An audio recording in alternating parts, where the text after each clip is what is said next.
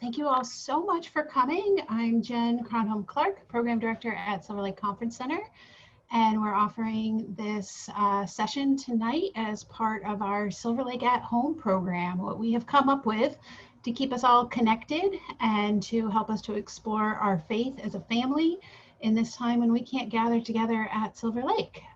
So I am really excited tonight that we have Ellen and Molly with us. They both have connections to Silver Lake, and they are both really super smart, amazing people. And they've written a really cool book that you can read. If you like what you hear now, you should read their book as well. It's called Bless This Mess, A Modern Guide to Faith and Parenting in a Chaotic World.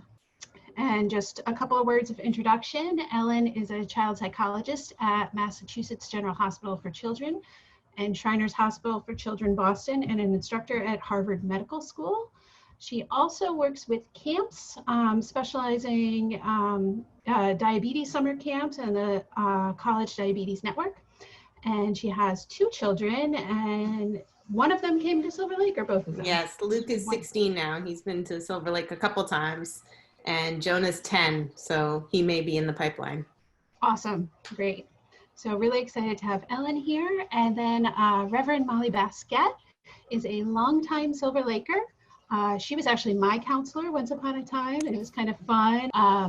And so right now, Molly is the senior minister of First Congregational Church in Berkeley, California. And this is actually not the first book that she has written. She's written several books. And as for Silver Lake stuff, she came as a camper. She worked on summer staff. As I mentioned, she was a counselor. She's been a chaplain.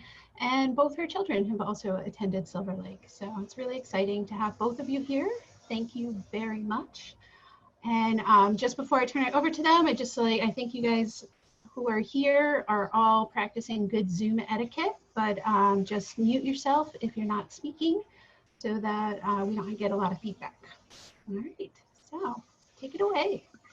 Thanks, Jen, for that awesome intro. So I think we're a small enough group that we can go around the room. Maybe I will call on you and just say your name and one feeling or question or longing you're bringing into this space today. And I might just take a few notes in the chat and we'll see if we can kind of organically get to that through our hour together. And if not, we can kind of explore it together at the end. So just, yeah, question, longing, thorny problem, just what's keeping up at night or what is troubling your spirit today as a parent or caregiver in a pandemic. And I'll start to buy you some time. I'm Molly, and I am about to launch my 18-year-old who's moving back east on Saturday, and he's decided college is not right for him this fall, and he's gonna work and live with family and eventually move in with a friend. So doing all that adulting 3,000 miles away in a pandemic when I can't just hop on a plane or stick him on a plane easily if things go south. So that's my mother worry today. How about Jen? Can I call on Jen? Yeah, you can call on me. Sorry, it just took me a minute to unmute. Oh, that's okay. So I'm Jen. I have 2 children, ages 10 and 5. And so we just went through a whole semester, well, half a semester, I guess, of distance learning, which was really challenging at different levels. And now we're into summer so while the distance learning was challenging because it was hard to get everybody what they needed to do, now we have nothing. I mean, we're trying to do the Silver Lake stuff, but I'm still actually trying to run the program and do the program with my children. And it's just, that balancing act is really hard. And I get torn. I feel like, okay, I'm shortchanging my children, but now I'm shortchanging my job. And so how do you manage that? Thanks, Jen. How about Ellen? Sure. Sorry, I froze there for a second, but I'm back. So you already got my introduction. So I guess I will just briefly say it's sort of a continuation for us around here in many ways of the school year, kind of adjusting to all that is not as we expected it to be. So after getting away for a couple of weeks, we kind of semi-quarantined in a different location to get our kids near the beach for a bit. We're back home and settling into routines of working from home and trying to keep them busy. My 10-year-old started summer school this week and isn't hating it as much as we expected, but definitely isn't loving it. And so I think with both of them, just trying to balance what we think they need with what they tell us they need and what they want and what we're able to give them and not give them during this upside down time, as I'm referring to it, is an ongoing little bit of a struggle.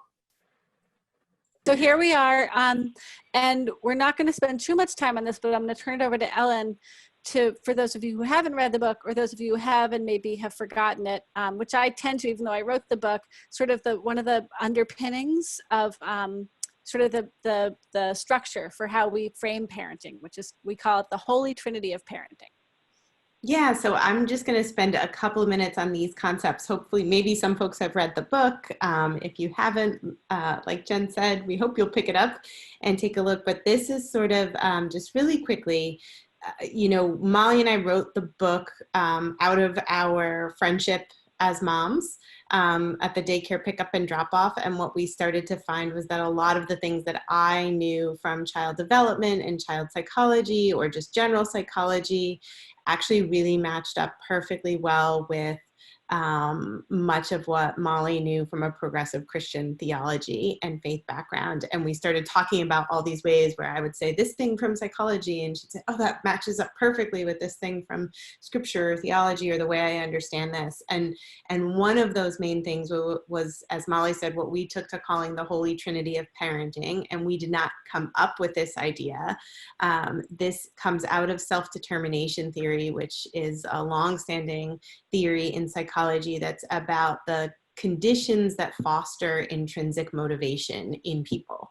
And it's not just in kids, this is for all people, essentially saying that for us to feel the premise of the whole thing is that human beings are intrinsically motivated to master our environment. We want to learn and explore and feel in control of things. And we all sort of come with that drive. And then certain environments either help to foster that motivation and that drive, or maybe potentially squash that motivation and that drive. And of course, we could think about that in kind of a global way about what is this pandemic doing to all of us in our intrinsic motivation. But in a more kind of microcosm way of the family, we think about ways that parents can help to meet kids' needs in a way that fosters intrinsic motivation. And so the three basic needs are a need to feel essentially connected to other people. And the way that we help our kids to feel connected is by being involved. And involvement doesn't mean doing every single thing with them and knowing everything all the time, or definitely doesn't mean doing it for them, but it means sort of just being a part of their world, or as they get older, knowing their world, knowing what's going on with them. It's not actually about quantity of time, it's about quality of time. It kind of goes back to that piece that we were talking about, where how can we sort of feel lonely when we're with people, when we're with our families and family members all the time. In some ways, I think right now that's sort of undermining what we mean by involvement, because we're physically together all the time, but we're not necessarily having those experiences. Our kids aren't going to school and then coming home and telling us about their day, or going on a play date and then telling us what they've done, or going to camp, right? And sending letters home and letting us know what's going on. But involvement is one leg of a three-legged stool that helps to foster kids' intrinsic motivation and sense of autonomy. Probably the most important, if there is one leg, is autonomy support, which really fosters that sense of being in control of one's own choices and actions. And so this is really about scaffolding independence over time in ways that are appropriate for where they're at in their development and their temperament, and allowing them to learn from their mistakes and also own their own successes and really kind of be their own people. Become the people that they are already meant to be.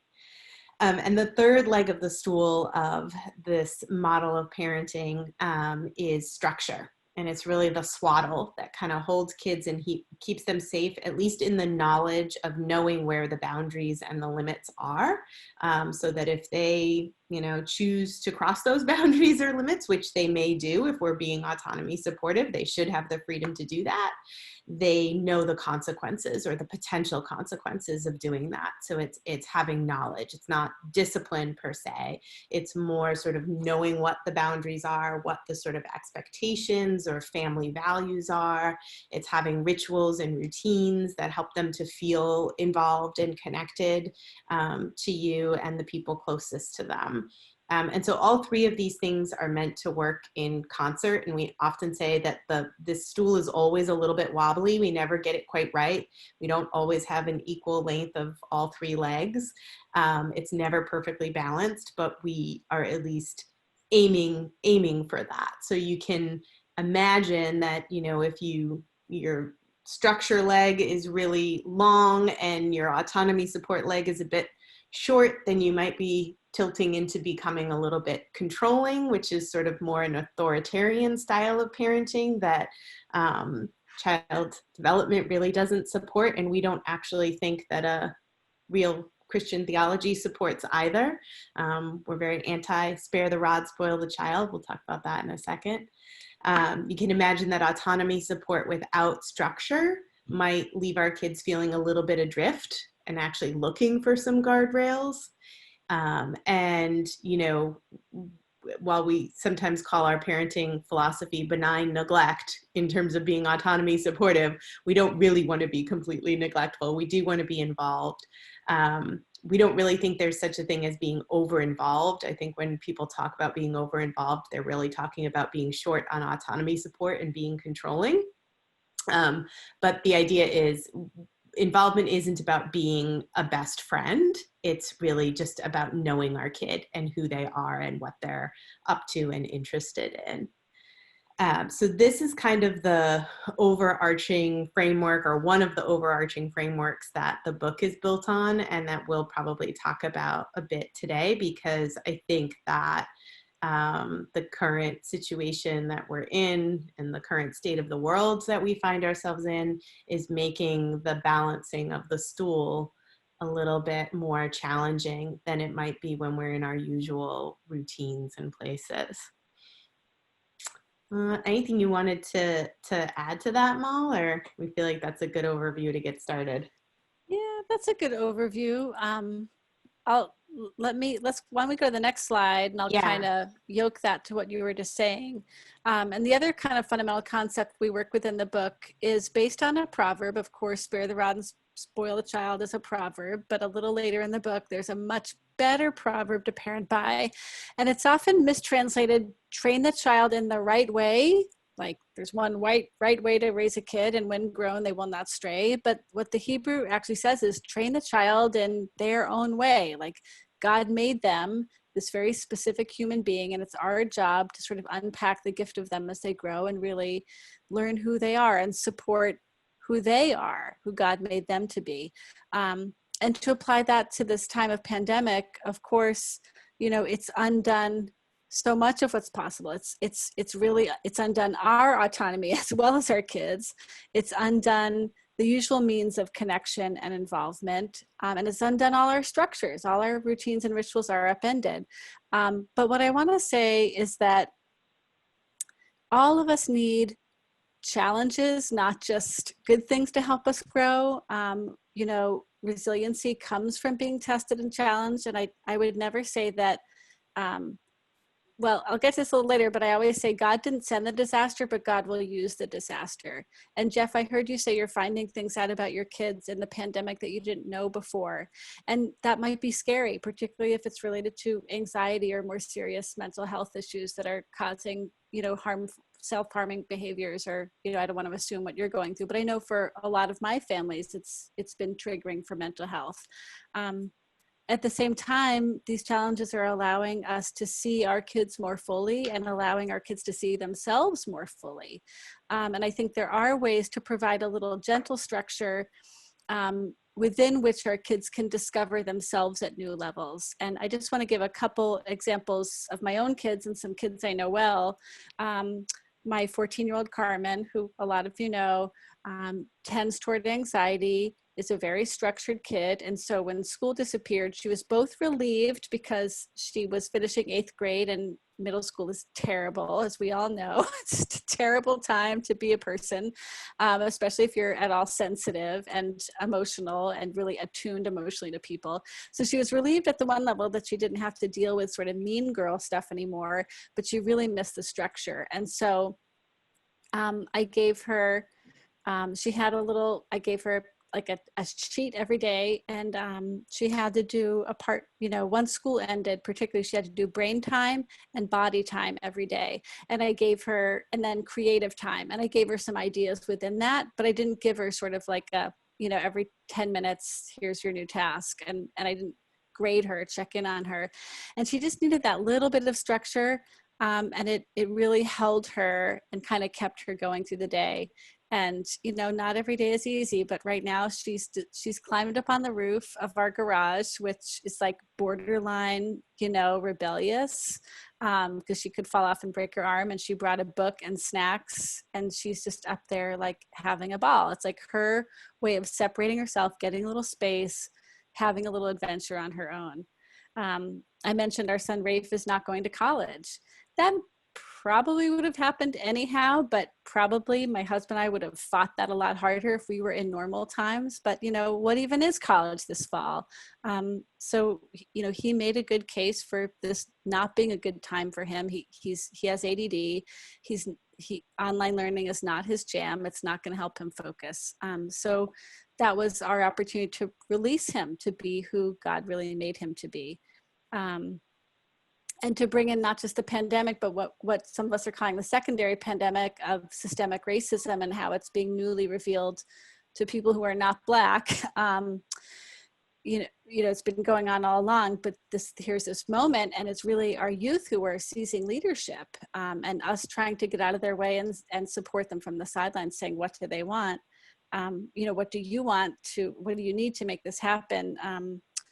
The two 14 and 18-year-old friends of our close friends out here, they're adopted from Ethiopia by a Guatemalan man and a white woman. They're African-American now, and they saw a leadership vacuum in their town and created a youth leadership group that has now led 3 protests and the painting of Black Lives Matter on the Greenway in their town. So, everything that's happening to us, it's deeply distressing.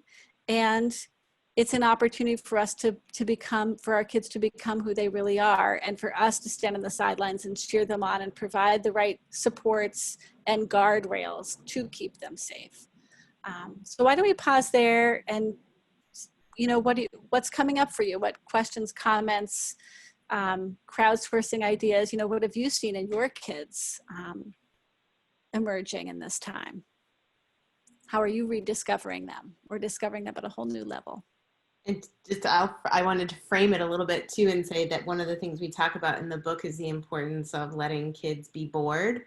And sometimes also us just stepping back and letting them do whatever it is that they might do on a given day if we don't have it jam-packed and scheduled. And then, this whole pandemic has forced us to do that on such a big scale. And I think I'm hearing this a lot I'm seeing it in my own kids and hearing from parents that, when we slowed down, we noticed this interest or talent or aversion or, whatever that was there that maybe just didn't have the time and the space. And older kids, I think, are really having that moment of introspection and saying, wait, I had to, leave school. Do I even want to go back to school? Why was I there in the first place? Or realizing, I really do want to go back, and I didn't appreciate how much I was enjoying X, Y, or Z. I thought I was doing it because I had to, and now I realize I wanted to. So now that you've all sort of had this moment to step back and watch, you've been forced into that, and they've been forced into some boredom. What are the things you're noticing?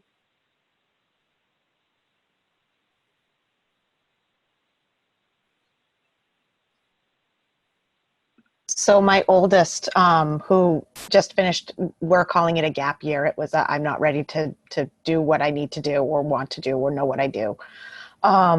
When it was announced that our local community college is doing only online in the fall, she goes, I can do that. She has some significant anxiety and different stuff. She carries a lot of bags, and really going to school was too much. And so we didn't push it. We let her do what she needed to do. But when it was going to be online, she's like, I can do. I've been doing online homeschool for years, so I can do college online too. So it's a baby step. And I tell my husband, come September, whether she clicks the button to actually do it or not, I'm not sure, but we've made the application and the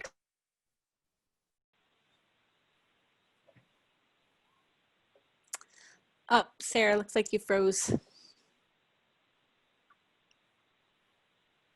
While we wait for Sarah, anyone else want to jump in? wanted to do. Oh, So she you're was back. able. Oh, was I too? You froze a little bit. Okay. Did you catch any of it? Yes. We Yeah, did. a lot of it. So that was a good thing that she was able to look and say, I don't want to sit and do nothing, and I'm given the opportunity now to jump in the way that I think I can. That was good. And I think that speaks to something, Sarah. A lot of us, we're all worried about our children's development, their social development, their brain development, just them falling behind in school. And yes, there are issues of equity, particularly around race and class and the digital divide and access. So, some of our kids are going to they're just not going to fall behind as much. But I think it's important to remember that we really are going through this all together. And it feels like the wheels have come off the bus and, we're not going anywhere, but our kids are learning so many other things that they would not have learned if we had not experienced this moment, So yeah, good to, there are other kids who are actually, might get a chance to catch up because of this time. You're reminding me. Anyone else want to say anything?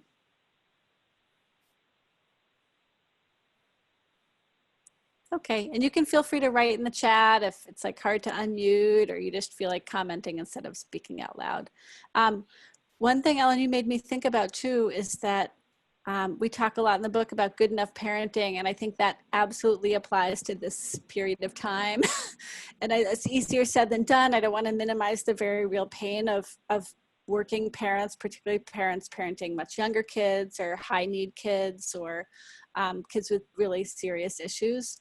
And we just need to 20 times a day take a deep breath and say, this is really, really hard. And we're all doing the best we can. And God, please shower your grace upon us. And also to, a lot of us are really invested in our children's happiness and their well-being and their success. And for me, a lot of my parenting journey has been about increasing my tolerance for letting my kids experience not misery, but ordinary pain, boredom, and suffering, right? The kind of suffering that's not going to scar them, but that's going to strengthen them. So that's our job at this time. And I think it's making a lot of parents reevaluate our own values for our kids and expectations and sort of step back and say, wait, how much have I been getting caught up with the pressures around me? Or, I have a family that's struggling with a lot of this, and I had them sit down with their teenage son and do a Venn diagram and talk about what are our family values, what are the values of our community and the school that he's in, and what are his emerging independent values around education specifically and achievement. And then can we find where the overlapping place is and try to stay there as much as possible when making decisions about whether he's going to practice French over the summer or take extra math or do whatever in preparation for a fall of school that we don't even know what it's going to look like yet. So that stepping back and kind of saying, where are we all, where are our values and expectations coming from? If we can take that moment, I think has been really important for a lot of folks. I think the piece about somebody mentioned too, like the worry about kids being on screens so much, right? And for some of us, and it ties into the good enough parenting, for some of us, it's just a necessity that we're working from home and we may not know what they're doing or what they're doing on the screens. But I think that idea of, much of this proverb that we turned to is about temperament, and there's all kinds of research in child psychology on temperament. But we also know that some kids are sort of just naturally better able to self-regulate than others, and that's not necessarily a good or a bad thing, but this time might give you a chance to sort of step back and see.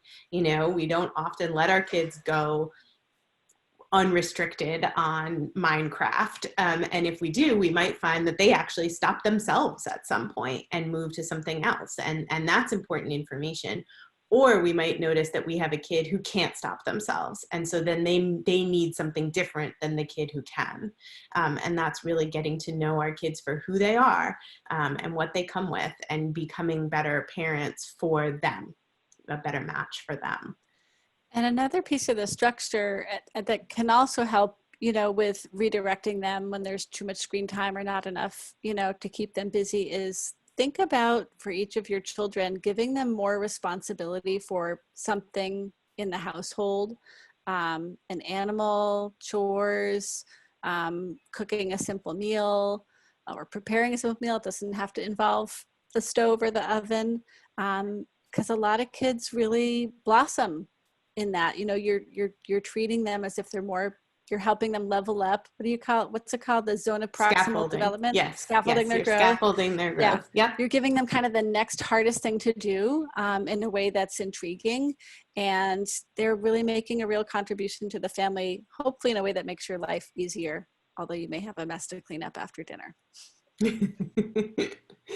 And I want to note that this is Molly's note on this part of the discussion too, but since you didn't say it, Molly, I think you mentioned that in many ways these are apocalyptic times, but Yes. that really means, apocalyptic really means revealing. And so what are these times revealing to us about, like we're talking about all of these, about our values, about our expectations, about our kids, about our society, about the communities we've chosen to live in, and how they've reacted to the pandemic or to the protests and other community uprisings. So just really this revealing time and what we're noticing. Right. And yeah, we're trained by Christian fundamentalism to think of apocalypse as something really terrifying and awful where it all falls apart. But of course, our experience of life is that it's equilibrium, disequilibrium, equilibrium. And you can't get to the next stage of equilibrium without falling apart a bit or a lot. And that feels really scary because it threatens our ego and it threatens our, sense of normalcy and safety. But can we reach for that trust? Can we remember the times when disequilibrium, chaos gave way to like a new settled time coming through the white water into the more serene water?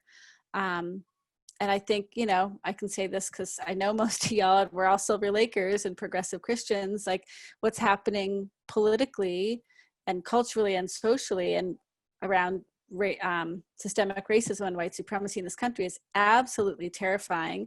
And all of my Black friends, and likely all of yours, are like, yeah, we knew this. Yeah, we knew it all along. And thank God, like it's coming, thank God it's been revealed to you, because now we can call in all our siblings into the streets, into the fight. And that's really making a difference to the movement.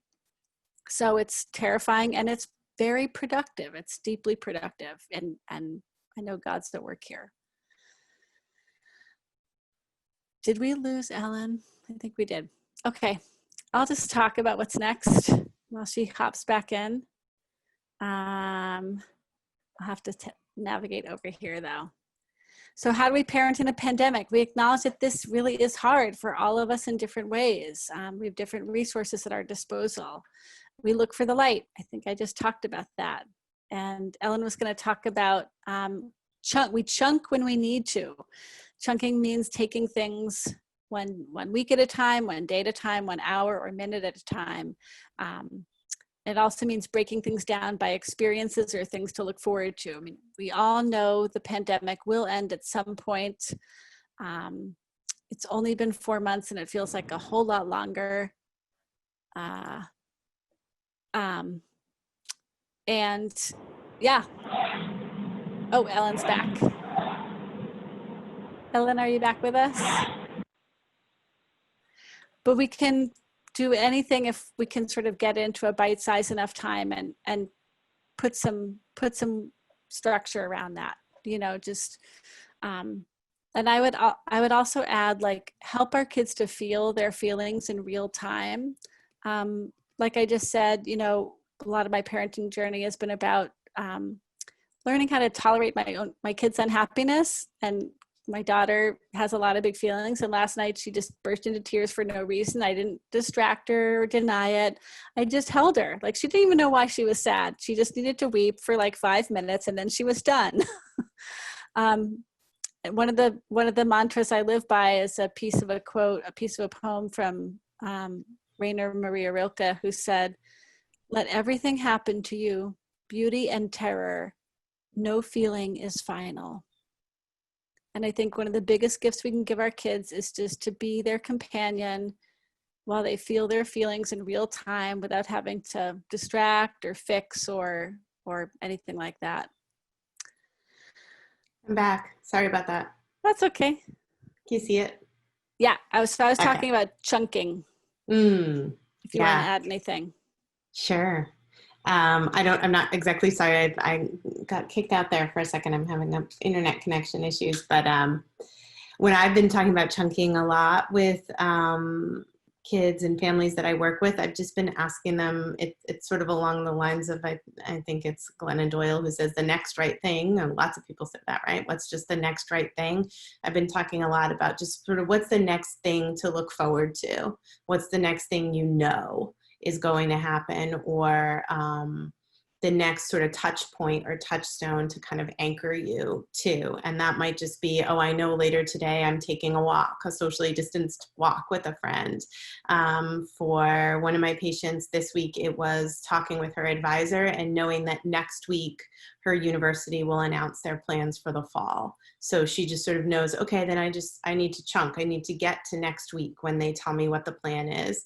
And so I will let today's worries be enough for today and put off those other worries until it's time to worry about them. And I think, you know, in a lot of the things that folks were talking about, especially with their kids, it's sort of figuring out, okay, we have no idea, right, what this means long term, but if you have a medically vulnerable child and you know the fall is going to look like X, Y, or Z, then it's really chunking and saying we can only make the next right decision for our child and our family, and we can't try to project too far into the future, because even when we do that in normal times, if we really step back and look at it, we know that's an illusion, and we're sort of fooling ourselves if we think we can have those kinds of 5-year plans. And so this is just forcing us to really recognize that and realize that, I think, that we don't have as much control as we sometimes might like to think we do. And that can make us all anxious. But this is a great spiritual lesson about the illusion of control, isn't it? Exactly. God is having a lot of fun with this. A good laugh. Yeah. Yeah. So, Ellen, did you want to say about try to capture the emotion of the experience, even and when the experience looks different, particularly in regard to sort of milestones or things that, you know, kids missed out on? Both my kids graduated, you know, they didn't have an in-person graduation. And how can you sort of get at, you know, not recreate it, because you can't, but sort of get at the feelings that Right. it was meant to, yeah. Did you want to talk about that? Yeah, I think that's exactly it. And I think it's a great example too. We were going to talk a little bit about this as it pertains to camp, right? Sort of thinking about what is it that you might have been hoping your kids were going to get out of the experience of camp this summer. And when you drill down, it's not just about being out of your hair for a week or away for a week or in a cabin for a week or going to chapel on Wednesday. There's something about doing those things, something you were hoping they would get from doing those things. Maybe a chance to try to be a little bit more independent or to conquer a fear or anxiety without you around, or to learn a new skill or to make a new friend, or for older kids to give them a chance to try on a different identity at camp, or meet someone new, or have their own experience of and relationship to God without you or their usual church or whatever it might be attached to it. If you can kind of drill down and think, what were we hoping for them to get out of this experience? What emotions were we hoping for them to get to have? Then how can you sort of maybe recreate some of those things under the constraints that we're under? So with the graduation example, I had a lot of parents who, we would talk about what they would have been doing usually. And, a big one was taking lots of pictures and the family would all be together. And a lot of it is actually around sort of embarrassing the graduate, especially for graduates from high school. So I was encouraging lots of ways of embarrassing teenagers, like waking them up really early by blowing party horns, or, forcing them to take a million pictures. I saw, actually, and we've seen a lot of communities now do this too, right? With car parades, instead of the big clap out that they would usually do, or I've had kids where they put the signs on the high school fence, and then families are coming and forcing kids to stand there with, grandma and grandpa and aunts and uncles all 6 feet apart and with masks on and whatever, and take a million pictures, and it's still torturing them in the same way they would have at the graduation ceremony, but just kind of getting that emotion and the experience. I think is really important, because the hard part is, there's been a lot of talk about ambiguous loss in these times, which is really grieving over things that are kind of intangible about these experiences and things. And it's a kind of hard to define grief. And I think kids are really feeling it even more in many ways than adults, because for a lot of the things that they're missing, they're not going to get a do-over. And so even if we think about, that they might get to go to camp next summer, the truth is they won't ever get to go to camp again between 4th and 5th grade or whatever it might be this summer, when maybe they needed it for X, Y, or Z reason. And I think that's really hard, where adults, we tend to have our routines and are a little more settled in our long term. So when we do get the chance to go back, many of us will be going back to something pretty similar to what we left. They won't, because everything is changing so fast for them. And so kind of finding ways to capture that in these times can be really helpful. So that was kind of the next, I think, discussion point, right, Molly, was, are there ways that we can talk a little bit about how you can bring some of what you might have been hoping for them to get from camp home? I don't know if anybody wants to talk about that, about things you're especially sad for them to miss or hoping that they can get.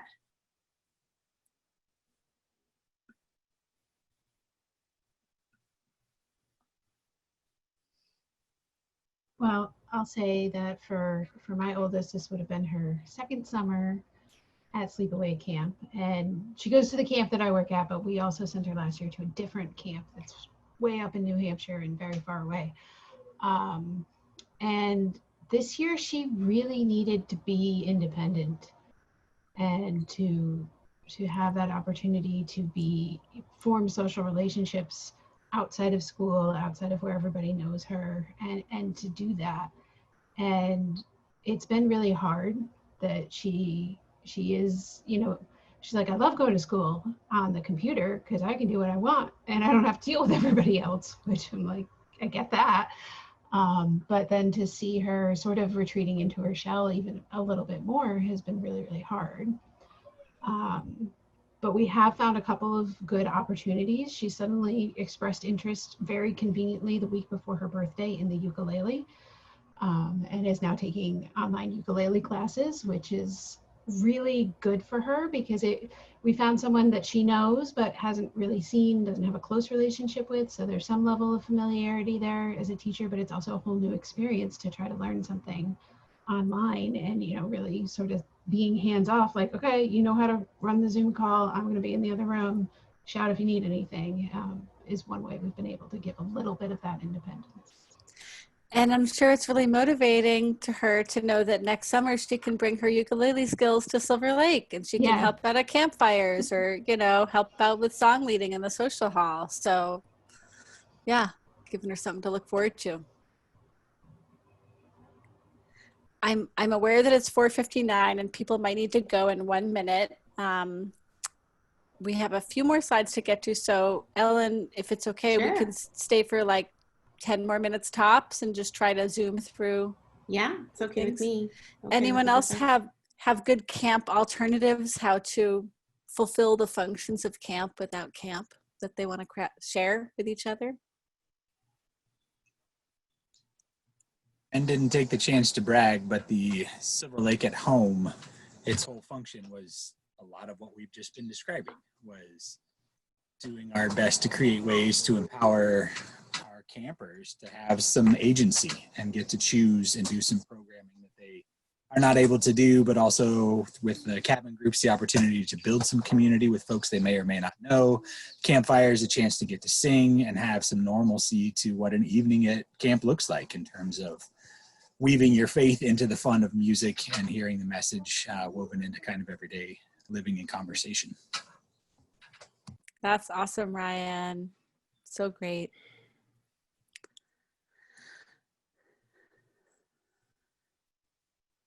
You want to zoom on to the next slide?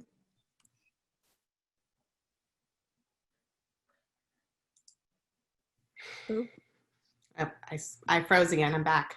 Okay. I just wanted to add to that, and I think for all of those things, the stepping back, right? The okay, you do it on your own. I'll be here if you need me, but I'm not eavesdropping. I'm not listening in is so important, right? Because to really let them have it be their own thing.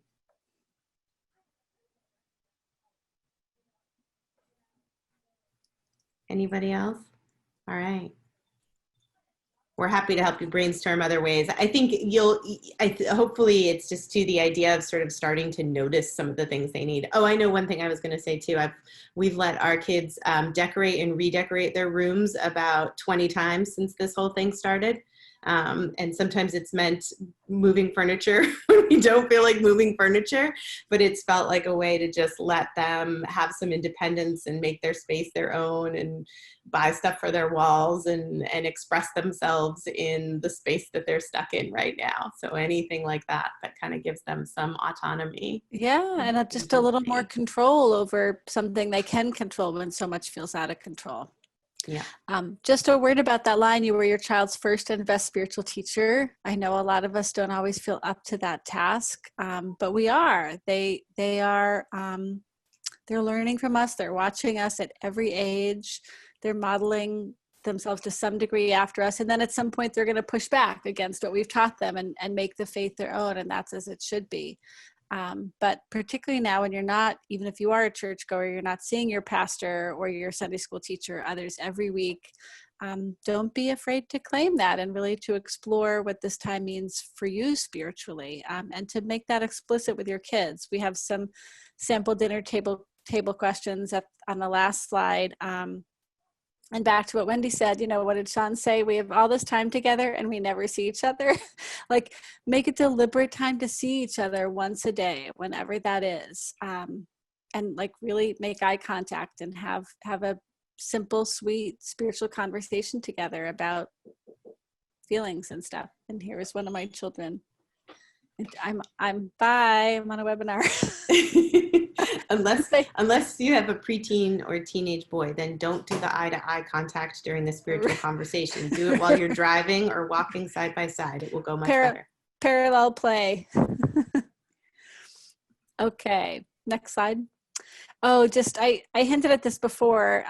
Just, you know, my theology of disaster, that God didn't send the disaster, but God will use it. And, you know, I think sometimes we do God a disservice when we only talk in terms of God as love. And I do think God is only love, but I think we think that love only comes in like the nicest, most comfortable forms. And, you know, we are smarter than that. You know, we've been alive for a little while. We know that life is not always easy, but all things work together for good for those who love God, is how Paul put it in the letter to Romans. And that may be a little bit Pollyannish, but it's also a perspective. It's an assertion that if we can make it, if we can really live by that, if we can look for the good in every situation or be patient through what's really, really unbearable, we're much more likely to see God, if we expect to see God. In good times and hard times. I've been calling this time, I've been trying to come up with the name, and I think it came to me yesterday, based on, civil rights leader, he's now a congressman, I'm forgetting his name, John Lewis. John Lewis. This is the time of good trouble. That's what I'm calling it. And again, with Romans, the reminder that nothing can separate us from the love of God in Christ Jesus, not coronavirus, not systemic racism, not police brutality, not economic downturn, not job loss, not life nor death, nor powers, nor principalities, nor anything else in all creation. So let's try to hold on to that. And we go to these touch points a lot too, even just in, I think, you know, a lot of people parents are understandably tired and stressed and feeling low on patience with our kids, and maybe sometimes acting or reacting in ways that we regret. But it works with them too, right? That if we can love them and look for the good and try to take that step back and remember that we are connected to them and they are of us, but they are separate from us, and see that separateness as a good thing, even when it's a hard thing, then we can, you know, use the hard times with our kids to become closer to them too, and to become better at being good enough parents. Amen. What's next? Just a little bit of ideas, I think, Yeah. to bring some ritual and routine into our lives right now. I think there was, I'll preface this and then punt to Molly, but there was so much talk in the very beginning, I will tell you, of the pandemic in particular, about schedules. So every single family that I got on the call with was like, okay, we're doing a schedule because we know we're supposed to do a schedule. And my mantra at the time was, throw that damn schedule away. It is only going to create stress and havoc in your lives. It worked, and there's a few families for whom it worked, but I think the idea of sort of trying to control everything by, we're going to do this from 8 to 9 and this from 11 to 12, it was a great idea, but in practice it just wasn't working, because I don't think that's really what our kids or what we needed. We didn't need schedules, we needed rituals.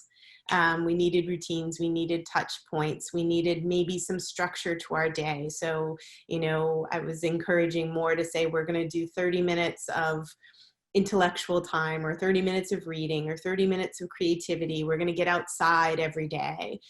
These kinds of rituals or touch points to kind of keep us going each day, but without feeling like we better follow this schedule or everything's going to go to hell, because it kind of already had gone to hell. It didn't, that wasn't going to work. Yeah. So I just threw up a couple of questions here, only the first of which is explicitly about God, but they're really all about the life of the Spirit and different names for God. You know, breath is spirit. It's the same word in Hebrew and Greek. And just to invite us to attend to our spirits, you know, to really notice what's happening in there, and talk about, if you have kids who will verbalize that, guide that discussion. We have a closing prayer, but before we do that, I'm kind of looking back to the questions, and one of the things we maybe didn't really get to that we can talk about for 1 or 2 minutes is balancing our kids' needs for socialization while keeping them safe, and how we help them negotiate those boundaries, particularly with older children. You know, that's something I've really had to do with our 18-year-old, who is grown and almost gone, and who really, you know, like developmentally wants to be with his friends much more than with his parents. Although he does, you know, he likes us still mostly.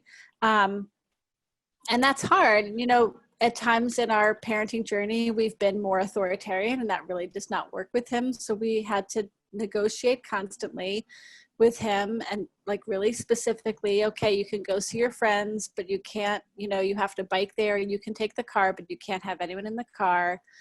You have to be distanced. And then reminding him of the impact of his behavior if he does not follow the rules. Like you could get us sick. I mean, we're looking at 50 here. So, you know, and we have no comorbidity factors, but that doesn't mean we can't get sick, or we might accidentally give it to someone else we have some contact with. So just really having constant conversation and weighing his legitimate needs against the risks of those behaviors. Honey, come back in 2 minutes. Working parenting, Exhibit A. Did anybody have a specific struggle around that, or question, or anything that, or any other questions that maybe we didn't get to? I think what it comes down to also, no matter how old your child is, or for you, or even with the examples of grandparents or anybody living alone or parenting alone, I do think, without being cavalier, we have to be thinking about balancing our spiritual and mental health with our physical health. And there are not necessarily easy answers. There are going to have to be family discussions and weighing the pros and the cons. But I think even just involving our kids in that is really important, so that at least if they're part of those conversations, then they feel heard, they feel validated in whatever it is that they're struggling with, not to try to talk them out of their disappointments or their missing friends or their frustrations or their anger about how things are. We kind of talked about that in the beginning. But really talking about, okay, you know, I hear that you want to do X, Y, or Z, and I can imagine it's because you're feeling this way, and it will help with that. My worry or my concern is that then it will mean, you know, if somebody else shows up, what are you going to do? Or, you know, if more people are there than you're expecting, or, you know, we agree you can do this, and then you're not feeling well, and then we can't take that trip, or we can't do that other thing we were going to do, and not saying therefore you can't do it, but helping them kind of come to their own reasoning around it, is a helpful way to approach it with them too. I think having those conversations and really involving them in those conversations, and admitting that we don't exactly know what we're doing either.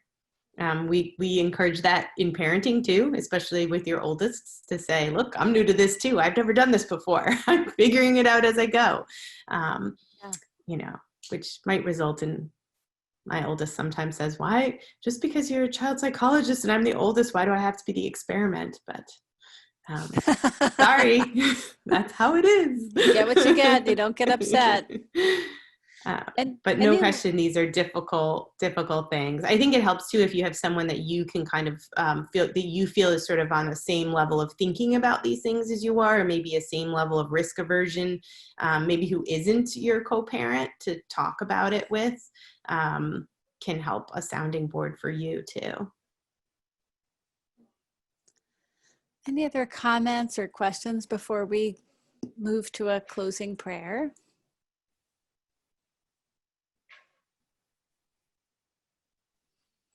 Well, thanks so much for coming, everybody. It's great to see you and hear you. We have a little prayer on the last slide that we can all do in unison in loud Zoom awkwardness. How's that sound? So everyone unmute yourselves and let's pray. God, my kids are driving me bonkers. I'm driving myself bonkers. Help us to breathe. Help us to see each other. Really, truly, as you see us. Help us to love each other better. And in loving, cast out all fear. Amen. Yay. Okay, thanks everybody. Thank you, Thank you. everyone. Thank you. Take good care of yourselves and your peeps. Thank you, Molly and Ellen, so much. That was wonderful. You're welcome. It's been great having you. Hang in there. Thanks. Next year in Jerusalem and Sharon, Connecticut. For sure. All right. Goodbye, Thanks, everyone. Have a everyone. great Okay. evening. See ya. Bye-bye. Bye.